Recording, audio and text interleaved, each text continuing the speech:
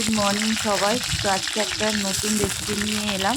নতুন নয়, অনেকের কাছেই চেনা জানা রেসিপি। তো আমি করছি এটা, তো আমি বললাম নতুন আমার কাছে।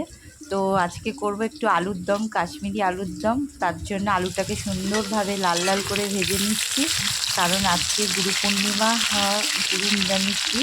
তো ওই জন্য আজকে সব নিরামিষই। তো এইদিকে আমি একটু চালমগজ, আদা, কাজু, গরম মশলা, একটা টমেটো ভালো করে সুন্দরভাবে লাল লাল করে আলু বানিয়ে নেব।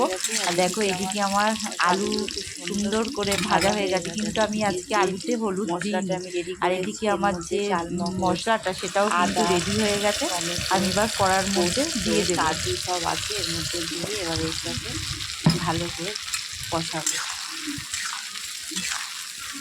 কারণ কাশ্মীরি আলুর দম, এটা আমি দেবো না, হলুদ দেবো না। ভালো করে এবার একটু আমি নাড়াচাড়া করে এর মধ্যে নুন, লঙ্কার গুঁড়ো আর একটু কালারের জন্য কাশ্মীরি মির্চ। এটা যখন আমি কষাচ্ছি না, খুব সুন্দর একটা সেন্ট থাকছে, দারুণ সেন্ট থাকছে। এদিকে ঢেলে দিচ্ছি। আর এদিকে আকাশেও বৃষ্টি এসে গেছে। তরকারিতেও জল দিয়ে এবার এটাকে একটু সেদ্ধ হবে। তরকারিতে জল দিয়ে দিয়েছি, এবার এটা চাপা দিয়ে দেবো। আর এর মধ্যে একটু কস্তুরি মেথি দিয়ে দেবো, একটু চিনি গুঁড়ো দিয়ে দিলাম।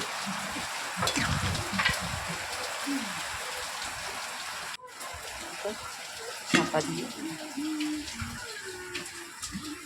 মুছে দিই। এখন একটু আলুগুলো সেদ্ধ হতে বাকি আছে, একটু হোক, একটু মানে এত সুন্দর সেন্ট বেরাচ্ছে, কিছু বলার নেই।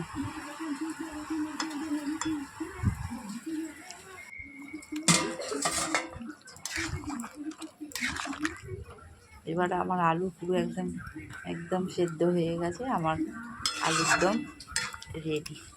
একটু গরম মশলা দিয়ে দেব।